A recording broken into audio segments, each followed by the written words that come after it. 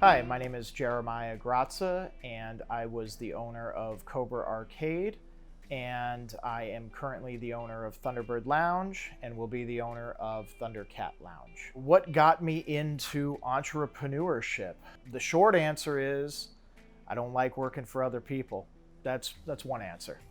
so why did I go into business for myself? Why did I become an entrepreneur? So being in the music industry for over 12 years, I learned to realize that the money that you made in concerts was not as the promoter. It was as the venue, and more specifically, it was from the alcohol sales of those concerts. I decided that why don't I just cut the middleman, and instead of owning a venue and doing the concerts, I would just open up a bar. The profit margins are generally pretty good, and so I decided to take a risk and open a couple of bars. I first decided to open Cobra Arcade because when I was 16, I worked at a video arcade. I love video games. I've got Game Over tattooed on my knuckles. I've got video game tattoos on my back. I'm a huge retro video gamer. This was about 5 years ago. There were other arcade bars opening up across the country in New York, LA, Chicago, and had proved that it was a viable thing that you could do in a major metropolitan city. I had the idea of opening a video game bar, and so did another person in town who was my partner at the time. And from there, I had reached out to the person I had bought, who had helped me find my house, to see if he knew of any commercial real estate that he could help me find to open a video game bar. So I didn't buy the building, I was looking to lease at the time. He introduced me to somebody I had already known who owned a bunch of property. He had owned the building that was Lux Coffee Shop. He had owned the building that was the Vig, Gracie's. He helped with Crescent Ballroom. So he really knew what he was doing as far as properties and bars and restaurants went. And he just happened to have a property available, so looked awesome. And we're like, all right, let's do this. So that's how that kind of started. I eventually ended up selling my half of that to open up my own space because, once again, working with a partner was fine, but I realized I kind of wanted to do something more myself. I decided to start looking for another property for my next concept. And that took about 3 years, because as they say in real estate, it's all about location, location, location, location. I knew that from previous experience that I wanted to open a business that would be close by where I live. In case there was anything wrong, I could just come down and help out. So I looked within a 1 to 2 mile radius of my house as to where I could find a spot, and God, we must have looked at 15, 20 spots before we found what ended up being Thunderbird Lounge. Me and one of my partners for Thunderbird went for a walk. We saw a handwritten note on a door that said space available, call this number. Walked around the back, looked at the backyard, looked like it would be a nice spot, kind of tucked away in the neighborhood. And so we called the number, and the landlord said, sorry, I just rented it out. We let her know, hey, we really like the space. If for some reason something falls through, give us a call and let us know. So we kept looking. About a month later, she gave us a call and said, hey, the lease didn't work out. Are you guys still interested in the spot? And we said, yeah. So we came, we looked at the spot, and we agreed to do a lease where Thunderbird Lounge is now. In an ideal situation, would love to own the property and the building, but that's not always feasible, mostly for financial reasons. Property in Phoenix is very expensive and is only on the rise, especially if you want a good location, and we specifically wanted to be in the Melrose district. My newest concept, Thundercat Lounge, once again, trying to find my own building, and this time possibly owning the building instead of leasing. So once again, I worked with the property manager for Cobra Arcade.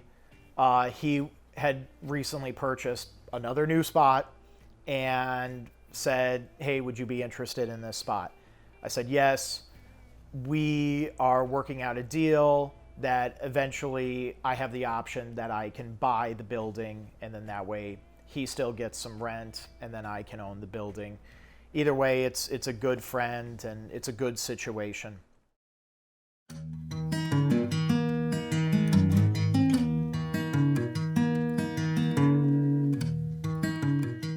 Prior to Cobra and Thunderbird, I had zero experience owning and operating my own business. I had done small things previously.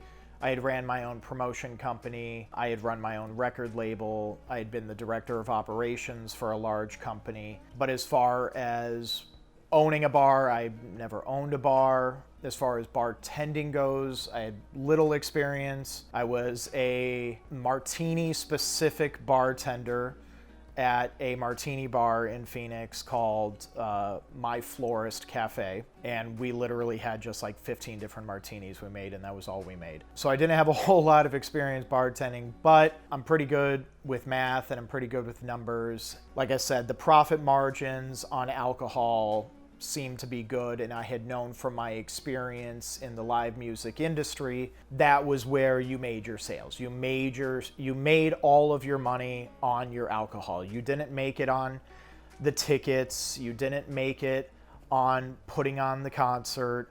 You made your money on the alcohol sales. I decided, well, let's just cut out the middleman and open a bar. And obviously I'd been to plenty of neighborhood bars my whole life growing up.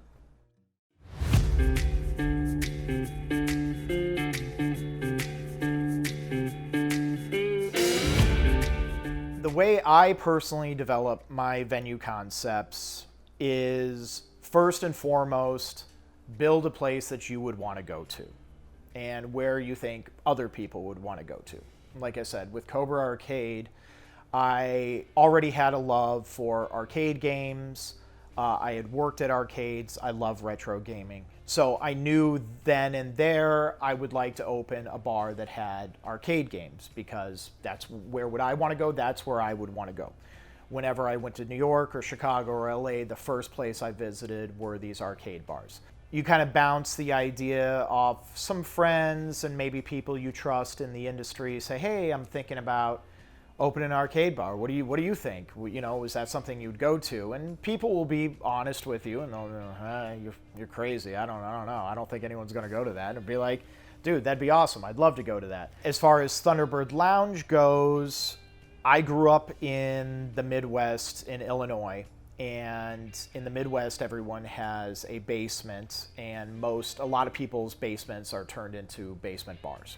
And I knew living in Phoenix, there were a lot of Midwest transplants. So I thought that there would be a good demographic of people who either grew up going to either having a basement in their house, or their friend's house had a basement, and now they live in Arizona, and there would be a little bit of nostalgic feel to it. I also have a love for mid-century modern design, and the Melrose district in general, where we were opening Thunderbird, had a love for mid-century modern design. A lot of the antique and vintage stores in Melrose sell a lot of mid-century modern furniture and fixtures. In fact, a lot of our lighting fixtures that we got at Thunderbird Lounge, we purchased in the Melrose district at some of those vintage shops. So from there, it was kind of laying out the design work. Thankfully, in high school and college, I took drafting and I took some architecture courses, and so I had some experience doing blueprints and layouts and design. And I had a very, very clear, specific vision in my head as to what I wanted. I knew what I wanted the floors to look like. I knew what I wanted the walls to look like. I knew what I wanted the ceilings to look like. I knew what I wanted the lighting fixtures to look like. You know, same thing. I just kind of ran the idea by some people, and I'm like, hey, you know, I'm thinking about opening in this mid-century modern, Midwest, basement vibe kind of bar. What do you think? And of course, being in the neighborhood, a lot of people were like, oh, that would be amazing. That'd be great. So we decided to roll with it. And thankfully, other people liked my idea as well. And we took off. Now, with the new concept with Thundercat, kind of goes back to a little bit of the Cobra, where I had the love for the video games. I also have a huge love for the late 80s and early 90s. I was born in 1982, and I love all things Ghostbusters, Beetlejuice, Gremlins, Back to the Future, and Blade Runner. And I wanted to do a 1980s, 1990s venue that would be a sister concept to the 70s venue that we already have, Thunderbird Lounge. Obviously playing off of the nostalgia of the cartoon show Thundercats, it's inspired, but also kind of playing off Thunderbird, Thundercat. Thought it would work well for an 80s concept. So for that, we're doing a bunch of neon lights, we're doing a Star Wars light tunnel, we're doing a Blade Runner inspired private Japanese style karaoke room. We're having lots of glass block, and it's gonna feel like your time warped to the 1980s. A lot of people tell writers, write what you know. As far as my experience from opening bars, open what you know. I knew retro video games, I knew mid-century modern, I knew late 80s, early 90s. I also have plenty of other concepts I want to open too. But as far as use that creativity in any art form, whether it's art or music, writing songs, write what you know, writing poetry, write what you know, writing, opening a bar, open a bar how you know.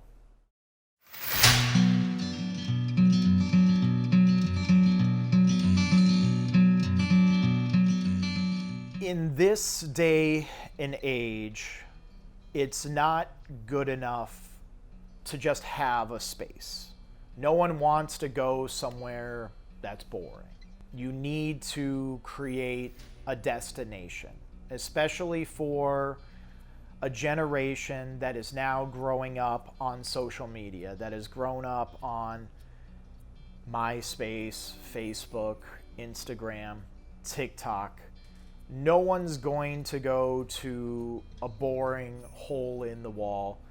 People want experiences, and I think your job as an entrepreneur is to give people those experiences. At Cobra, the experience was playing video games. At Thunderbird, the experience is a little bit of playing video games. It's also a love for mid-century modern. It's a nostalgia for people who did grow up in that era, but also people who have seen that era on television and movies. There's a sense of warmth that comes with nostalgia and makes you want to go, and also makes you want to be there, but also maybe makes you want to take pictures there. Thunderbird Lounge was specifically built with Instagram in mind. TikTok wasn't really a thing yet, but it was built with Instagram in mind. We put a mechanical horse in the front of the building because we knew people would want to take a picture on the horse. We wrapped the cactus with Christmas lights because we knew people would want to take a picture of the cactus and Christmas lights. We put mid-century modern furniture in the venue because we knew people would enjoy it and would want to take pictures with it, which just also helps with self-promotion for the business as well.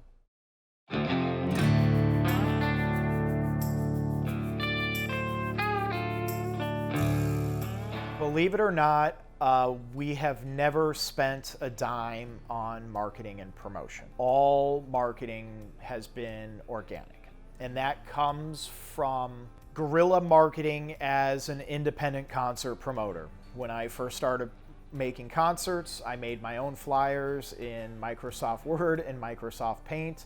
I would print it out on my printer, I would take it to Kinko's, I would copy 4 of them, I would cut them with scissors, and I would personally hand them out to people. I would make phone calls and say, hey, I'm having a concert tonight, you should come on down.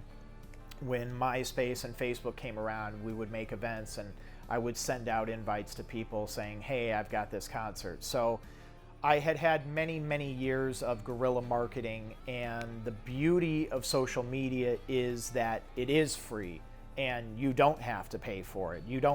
It doesn't cost you anything to create an Instagram account. It doesn't cost you anything to create a Facebook account. It doesn't cost you anything to create a TikTok account. This is all free for you to do. So why not utilize that to your ability? As a 40-year-old man, I did not know the ins and outs of Instagram before, but I feel I do very well now. And it just took a little bit of research. What are the best days to post?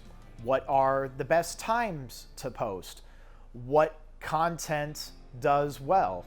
What hashtags do well? What do people want to see? And obviously that changes over time. With a little bit of research and a lot of hard work, we were able to grow our Instagram account to, I think it's at like 16,000 right now, without spending a dime. Also, like I said, we had specifically built the space to be Instagrammable. We knew that people would want to take pictures here and share those pictures, and thankfully our assumption was correct. When you build a space that other people like, people will talk about it. We were lucky within the first year that we were open, we were named one of the best bars in Phoenix by Eater. We were named one of the best bars in Phoenix by Thrillist. We were named Best New Bar by the Phoenix New Times. We were named Best 70s Time Capsule by Phoenix Magazine. We were also in USA Today, Washington Post, The Kelly Clarkson Show. Once again, that's all free. We didn't pay for that. So we built something that people liked it, and people started talking about it naturally and organically. Now, that doesn't happen for everyone, and that doesn't happen every time you do something. But I think if you put your heart and soul into something and you do something right, it shows, and I think people see that and appreciate that. At this point now, we have a public relations company who fields all media requests, who has stock photos, has our bios, knows how to answer most social media requests because we get a lot of them. So our PR company at this point handles that now. At the beginning, I did all of it myself. As far as the social media, the Instagram and the Facebook, I still handle that all myself every single day.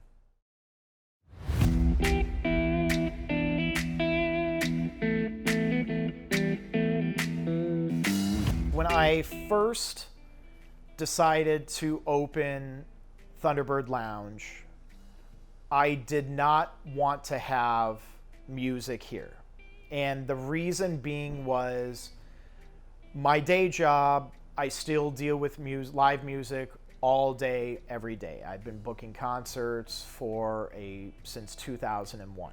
The last thing I wanted to do was deal with live music at my space. Now, with that said, there's still, especially with a bar, there's plenty of other things that you can do.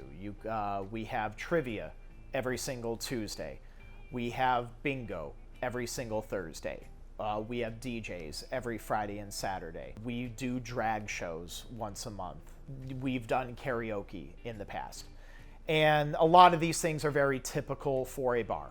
Lots of bars have trivia, lots of bars have karaoke, lots of bars have DJs. Once the pandemic hit, things kind of changed. People weren't able to go to concerts anymore, especially indoor concerts.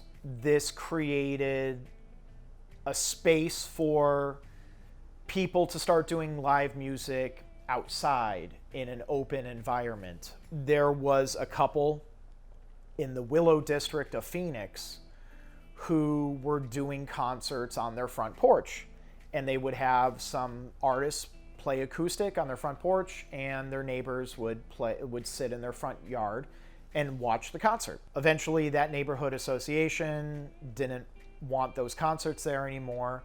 And so we decided at that time, well, hey, we have a 4,000 square foot backyard. Why don't we offer up our space for these concerts? Figured it would help these people who were doing something good for the neighborhood, putting on these free concerts in a time when there were no concerts. People, Valley Bar was closed, Rebel was closed, Crescent was closed, Van Buren was closed. So we decided to offer up that space, and it was a win-win. People came, they hung out, they drank, people got to see live music, we were helping the community. We saw that there was a demand for music in an outdoor setting. So we decided that we would continue booking some live music at Thunderbird Lounge. It wasn't going to be an everyday thing. We weren't going to be a music venue. It would be occasionally, and we would keep it to mostly Sundays because we already had programming on other days, and that's when our neighbors were closed and we didn't really want to impede on our neighbors. Since then, we've done live music on Sundays and the neighborhood has enjoyed it. You know, one of the things that we have prided ourselves on here at Thunderbird Lounge is, especially with a recession or near recession, is that everything we do is free to the public. The trivia nights are free. The bingo is free. The drag shows are free. The DJs are free. The concerts are free. And all of the video games are free. Because essentially we are here for the neighborhood and we want to provide fun entertainment. I don't need people to pay to come to the concert. I don't need people to pay to come to the bingo or pay to play the video games. We're a bar and they're going to be here to drink. And that's ultimately our business model, is to have people here to drink. That's why you open a bar.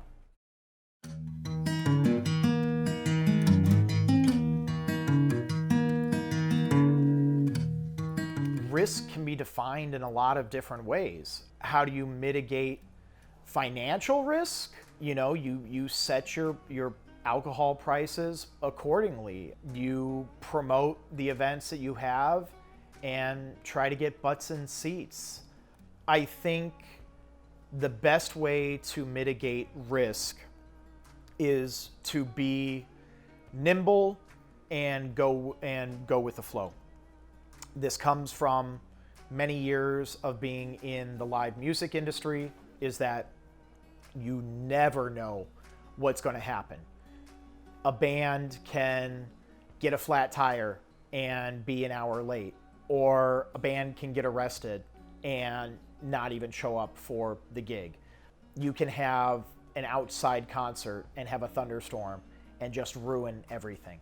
It's how you react to those situations is how you succeed. The first year we opened, as a small business, your reviews are very important. Your Google reviews, your Yelp reviews. When the very first year we opened, we got a 2-star review because somebody saw a man in a black dress and heels playing cornhole and gave us a 2-star review. Well, one, we're in the Melrose District. Melrose District is the LGBTQ plus district of Phoenix. We welcome that explicitly.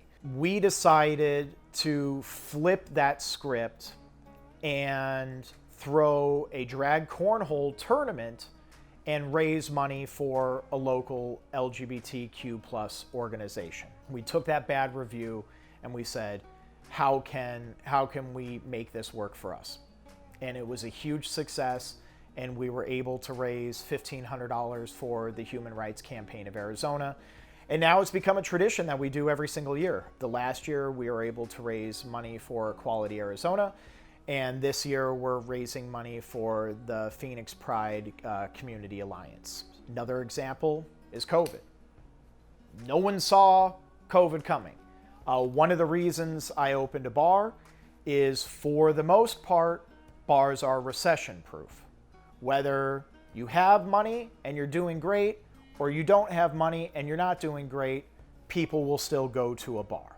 people can't go to a bar when they're not allowed to leave their house and your business is forced to close, there's nothing you can do about it. No one foresaw that coming, especially for a year one business. We had been open for 9 months. We didn't even make it 1 year. We were open 9 months before we were forced to shut down for 6 months. How does a business survive that? Well, obviously we applied for PPP loans. We applied for grants and funding. That helped a little bit, but we said, what can we do to stay afloat? What can we do to keep paying our employees? They still had rent to pay. We decided that, hey, we have a bunch of toilet paper. We're going to do to-go orders because we're still allowed to do to-go orders. We would do to-go orders and we would give out free rolls of toilet paper. We thought it was kind of funny. You know, there was a toilet paper shortage. We also thought it would be a nice and good thing to do for the community. Thankfully, that caught the attention of Fox News, which led up to USA Today, which led up to Kelly Clarkson finding out about it and inviting us on her show to talk about how we were giving out free toilet paper to the community with orders. That kind of helped keep us alive. We also commissioned some local artists to do some designs, and we made some limited edition posters. We made some limited edition merchandise that we sold online to try to make some money and mitigate that risk of being forced to shut down. You know, I think really it's doing the best you can, because you, as a business owner, you never know what's going to happen. I think you can try to be as prepared as possible. Thankfully, we had saved the money we had made in those 9 months and had not spent it, and that was able to float us for the next 6 months without being forced to shut down. We were very financially conservative with the money that we had earned and had not squandered that. And I think that's key for any small business, especially within your first 5 years, making good financial decisions, making sure you're not just wasting money on anything.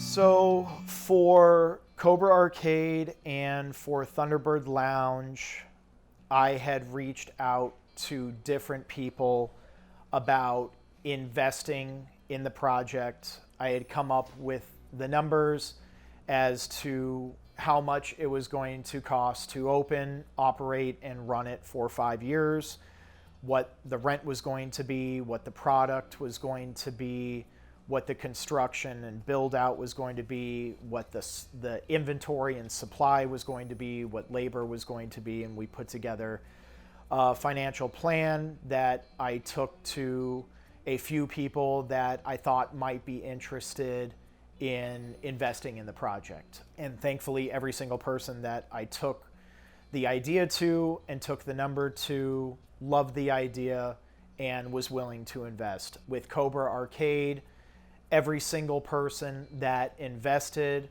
made their return on investment in the first year. That was very important to me, to make sure that anyone who had given me money was going to get that money back, so that when I did a second project, they would be willing to invest again. And they did. All of the same people who had invested in me in Cobra Arcade invested in me for Thunderbird Lounge and are helping invest in me in Thundercat Lounge. Me personally, I took every single dime I owned on the planet. I cashed out my 401k from my day job. I took all the money from my savings account. I maxed out my credit card. I took a lien on my house and maxed that out. I took my record collection down to Zia Records and I sold a few $1,000s worth of records. And I took everything I owned and I invested it in myself. Because if you're not willing to invest in yourself, why are other people going to invest in you as well? Thankfully, with Cobra, I made my money back. And with Thunderbird Lounge, I made my money back. And hopefully with Thundercat, I make my money back as well.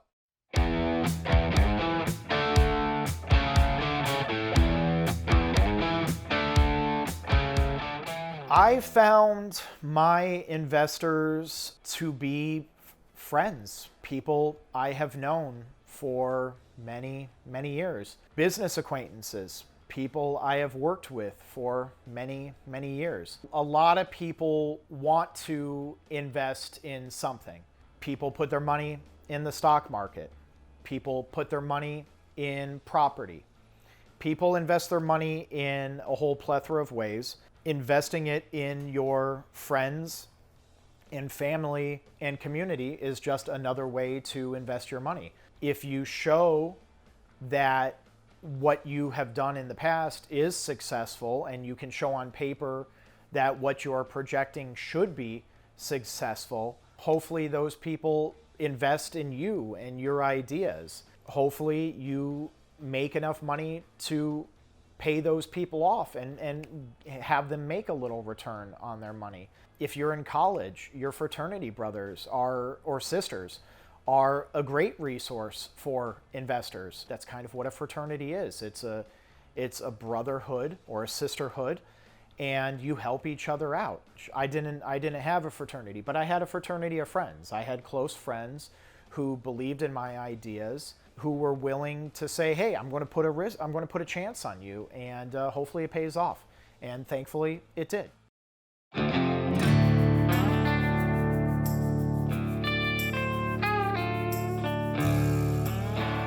What skills should you try to develop if you want to open your own business? Experience, just doing it. I think as far as a bar or venue goes, yeah, I had been drinking at a neighborhood bar since I was 21. I'm 40 years old. I've been to bars for the past 20 years. I know bars. I know what's in a bar. I know what I want to see in a bar. I know what kind of bar I would want to go to. Now, I think that kind of goes for anything. If you really like comic books and you read comic books every week and you really know comic books, try opening a comic book store. If you really know cameras and film and you have a passion for this and you know the ins and outs of like, this is a good camera, open a camera store. Do what you know, I think is the first thing. I knew bars. I had been drinking at bars for 20 years. I knew live entertainment. I've been involved in live entertainment for 12 years. I knew how to book a trivia night, a bingo night, a drag show. I knew how to book DJs. I knew how to market and promote those because I had experience marketing and promoting concerts. All of your previous life experience leads up to what you're going to do if you want to be an entrepreneur and you want to open a business for yourself. It's finding that passion, finding what you like to do, and doing it. If you like what you do, they say you'll never work another day in your life. I mean, I easily spend 70 hours a week focused on Thunderbird and Thundercat. Do I consider it work? Sometimes, but for a lot of part, I really enjoy what I do. I enjoy making the Instagram posts. I enjoy finding the arcade games. I enjoy putting the music on the jukebox. I enjoy putting together fun events that I think people would want to go to. Doing a pumpkin carving party, doing a gingerbread house making party, bringing this DJ that I like, throwing an 80s themed Halloween party or New Year's Eve party. I enjoy that. You really need to take the experiences and take what you have a passion for and use that to build on doing something yourself, whether that be opening your own venue or opening your own store or doing any sort of business for yourself. I can give you a couple of examples. I've had friends who have said, their dream was to start a moving business. But hey, it's not my dream, But if that's your dream, more power to you. You know, go buy a used U-Haul. Go buy a box truck. Paint it. Start an Instagram page. Start helping people move and say, all right, this is what I charge per hour. You can do that in anything. I have a friend who has a passion for filming and for video editing. And how do you get started in that? Baby steps. Everyone has an iPhone. You can start filming with an iPhone.